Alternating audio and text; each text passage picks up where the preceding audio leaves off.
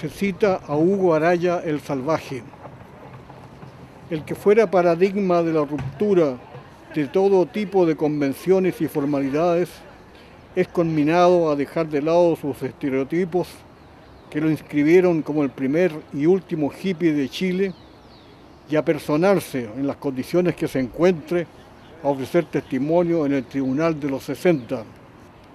Sé por un testigo directo cómo fueron los últimos instantes del Salvaje, que nunca posó de militante consecuente, pero que en el día aquel supo estar donde las papas ardían.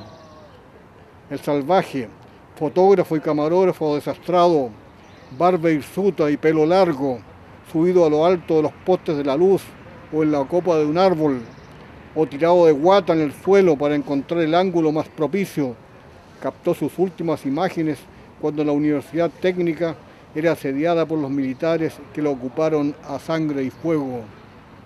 Hugo Araya se desangró por horas en la tierra de nadie, y que deliraba, dicen, aludiendo al triunfo de la lucha de los pueblos y citando autores dispares como el enigmático Kim Il-sung. Se conmina a presentarse aquí y ahora a Hugo Araya, al primero que reporteó en actos oficiales vestido como se le daba la gana, incluidos los bototos amarrados con cordeles de cáñamo y siempre rodeado del bello sexo. Dicen los envidiosos que como figura erótica hacía temblar de deseo a todas las mujeres con su sola presencia. Se cita a Hugo Araya el Salvaje, el que si hubiera nacido en Estados Unidos habría sido el personaje central de una gran película, con Al Pacino de protagonista y éxito seguro de taquilla. Cítase a Hugo Araya el Salvaje en forma perentoria, donde quiera que esté y en el estado que se encuentre, a recibir los honores que le corresponden y para dejar tranquila de una vez por todas a nuestra atormentada conciencia colectiva.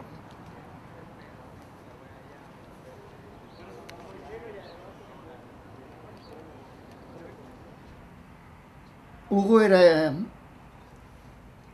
pertenecía a una familia nortina.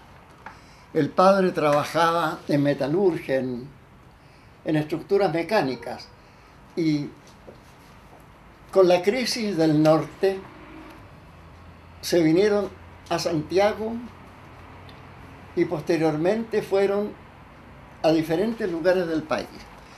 Llegado, digamos, a Santiago, se fueron de inmediato al sur de Chile, donde permaneció durante muchos años, incluso en Punta Arenas.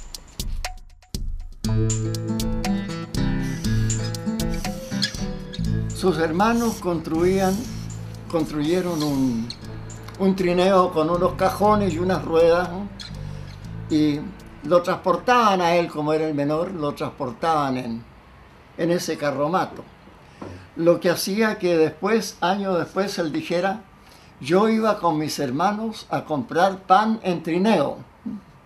Él a todo el mundo le contaba sus orígenes magallánicos, ¿no es cierto? Y eso como que explicaba el uso constante de un poncho, que incluso durante el verano lo usaba. Trabajó, pero afanosamente, como lustrabota. Recolectó dinero, juntó algunos dineros para comprar una bicicleta destartalada, una bicicleta vieja, que la condicionó posteriormente, y con esa comenzó su viaje hacia el norte, donde estaba su hermanastro, que era profesor de un liceo.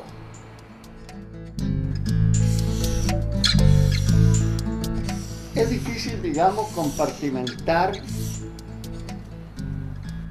las épocas o las etapas en la vida de Araya, porque parece que para él todo era todo. El arte, en cualquiera su expresión, en la pintura, en el tallado de madera, en la forja del metal, era una sola cosa para él. Como también era una expresión la fotografía, era una expresión el arte.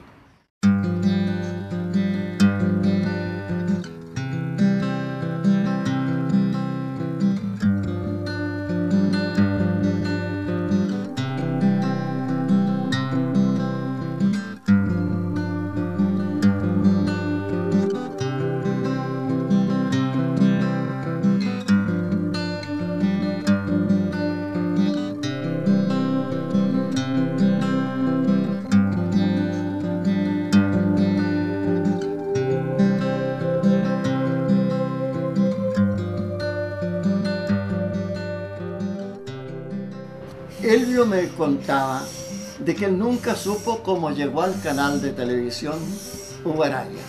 El hecho es que estaba ahí y comenzó, digamos, escribiendo. Después siguió especialmente la parte iluminación, en la cual fue de una rigurosidad extraordinaria. Él sabía que subirse a la parrilla 10 metros para desviar 5 milímetros un reflector, lo hacía una y otra vez porque quería la iluminación perfecta.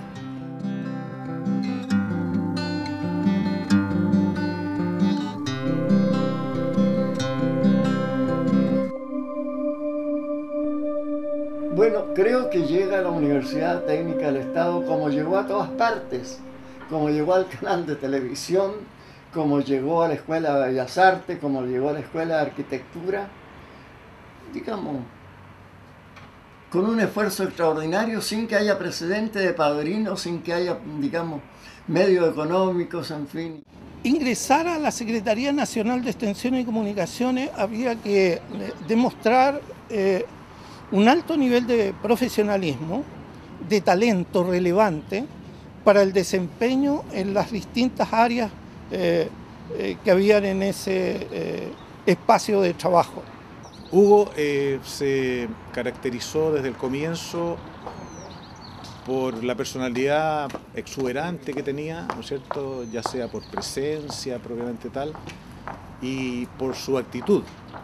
Era un fotógrafo, y más que fotógrafo, nosotros en un momento lo calificábamos y casi lo criticábamos un poco, así entre comillas, por su accionar más cinematográfico que fotógrafo. Por ejemplo, él, si había que fotografiar autoridades, prácticamente le tomaba un rollo completo de imágenes como si fueran una película y no fotografía. Hugo Araya era un personaje muy llamativo de Santiago, que era conocido por mucha gente, porque él reporteaba en los actos oficiales, pero también en hechos de la calle, en eventos y actividades distintas. Aparecía y llamaba inmediatamente la atención. Llamaba la atención por dos razones. Una, por su pinta, por su atuendo. Hugo Araya, el salvaje, era particularmente especial. Su vestuario con boina hacia el ojo, ¿no es cierto?, al estilo Che Guevara, con una barba, con pelo largo, no muy preocupado del vestuario, más su cámara, ¿no es cierto?, al cuello, era bastante alto además, era una persona que se distinguía muy claramente del conjunto de la universidad, porque además se movía mucho dentro de la universidad, estaba continuamente fotografiando. Él tenía una cámara Leica, de las clásicas.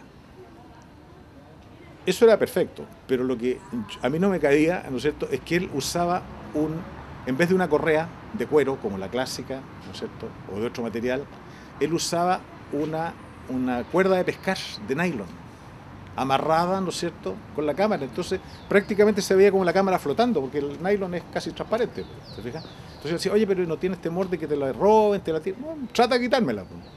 Eso por un lado, el aspecto ya era llamativo, y en segundo lugar el estilo de trabajo. Él se tiraba en el suelo, se subía arriba de un árbol, arriba de un poste, qué sé yo, entonces se convertía en un centro de atracción de la gente donde estuviera. Nos llamaba harto la atención y nos reíamos bastante también, porque en muchos casos él, en su afán de lograr las mejores tomas, ¿no es cierto?, de repente incluso se transformaba en el protagonista de un evento en el cual él solamente tenía que tomar la foto, porque claramente todo el mundo estaba pendiente de él y temor a que se cayera porque se subía a cualquier lado, buscaba ángulos que solamente él conseguía, pero muy buenas fotos siempre.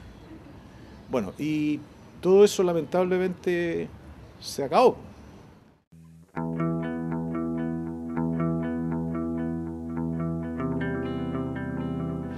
Bueno, esa noche fue, digo la noche del 11 al 12, fue muy compleja, muy terrible. Nosotros particularmente, con la mayoría de la gente de extensión, estábamos refugiados en el teatro de la Escuela de Arte, Aula Magna, entiendo que se llama hoy en día, y concretamente bajo el escenario. Nos refugiamos allá, pero más que refugiarnos, nosotros tuvimos siempre la intención de seguir trabajando. Yo creo que nunca dimensionamos la gravedad que iban a tomar los hechos posteriores, o sea, yo creo que para nadie. No recuerdo específicamente el momento en que Hugo Araya sale a fotografiar en esa noche por los pasillos de la Escuela de Artes y Oficios. Durante esa mañana preparé mucho químico fotográfico para tenerlos listos. Nosotros pensábamos seguir funcionando. O sea, para nosotros esta cosa era, la universidad no iba a ser invadida, nunca. Entonces pensábamos seguir trabajando. Y bueno, y allá nos pilló la noche y ahí sufrimos la noche, bombardeos, tiroteos, qué sé yo. Y de repente, en la noche, supimos que habían herido a alguien.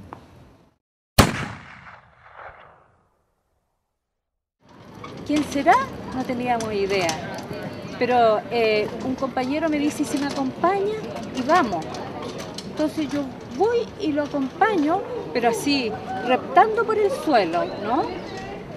Atravesamos y llegamos al gimnasio, en ese entonces, no sé lo que es ahora, y llegamos al gimnasio y él está tirado en el suelo. Y tú sabías que iba a haber un desenlace, si no lo venían a buscar, él se iba a morir.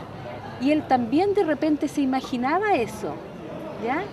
Él de repente se imaginaba, pero decía, yo no quiero morir. Entonces nosotros le decíamos, o yo le decía, tú no vas a morir, lo cual no era verdad, ¿no? Entonces venía él y hacía como toda la noche, haciendo como una revisión de su vida y diciéndonos, esto es dictadura, esto es fascismo.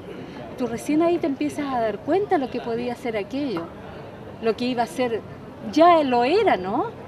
Y él decía, mira, esto es un fascismo por esto, por otro, por lo otro.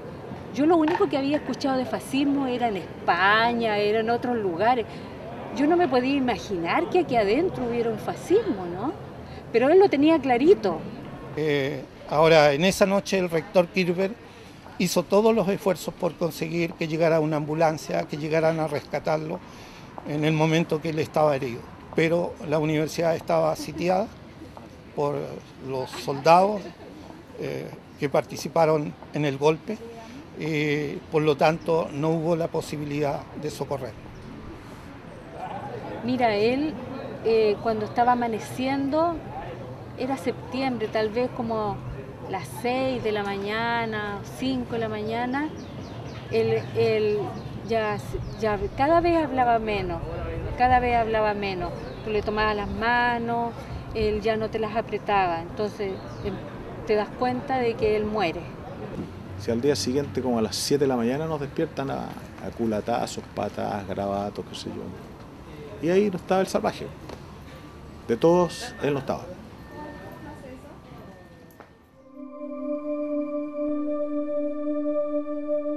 Yo pienso que Hugo Araya fotografió lo que fue lo último que hicimos como funcionarios de extensión de la Universidad Técnica, que fue la exposición por la vida siempre, que iba a inaugurar el presidente Salvador Allende el día 11 de septiembre a las 11 de la mañana en el frontis de la Casa Central. Tiene que haber tomado imágenes de eso, de esa exposición, que lamentablemente en ese momento no se vio a la luz pública, por lo que sabemos. Afortunadamente participé junto con Mario y otros colegas de la época, ¿no es cierto?, en el montaje el año pasado de esa exposición en el Museo de la Memoria. Lamentablemente la mayoría pudimos volver a encontrarnos y él fue el único que quedó acá. Así que fue buen maestro.